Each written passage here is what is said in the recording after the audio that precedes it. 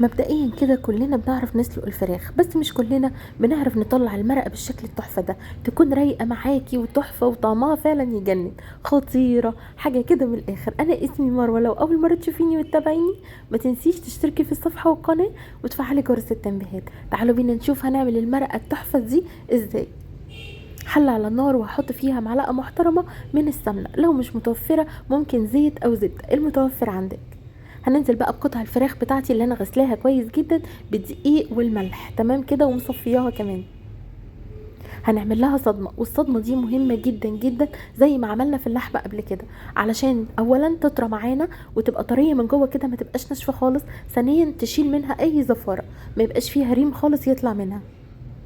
هنقلبها بقى على الاتجاه التاني اول ما نحس ان خلاص لونها بقى ذهبي بالشكل ده. هنكون مسخنين ميه في الكاتل بتاعنا، ميه مغليه، ما ينفعش نحط ميه بارده كده هتعمل ريم والزفاره هتبقى فيها. تمام، نخليها ميه مغليه عشان الصدمه تاخد حقها، ودي خطوه مهمه جدا.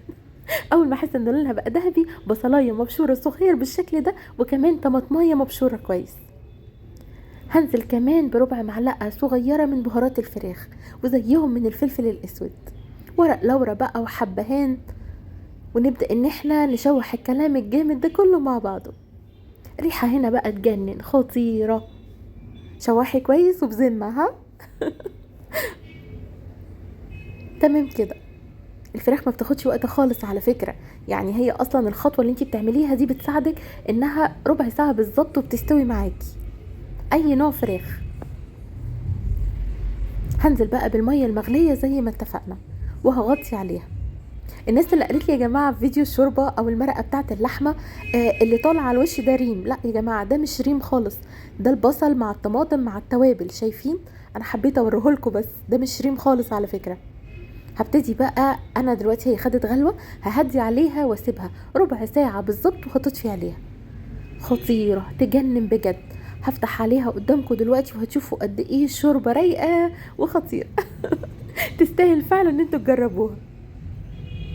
المرق لما تطلع حلوه ونظيفه ومفيهاش زفاره بتساعدك ان انت تعملي اكلات تجنن. زودت الملح بتاعي بقى في المرحله دي وطفيت عليها. شايفين يا جماعه عامله ازاي؟ خطيره والله العظيم. بصوا يعني مش محتاجه حاجه معاها اصلا. اللحمه او سوري الفراخ ما فيهاش ريحه زفاره خالص، وكمان الشوربه رايقه رايقه جدا، ما فيهاش بقى ولا ريم ولا اي حاجه خالص، تجنن فعلا.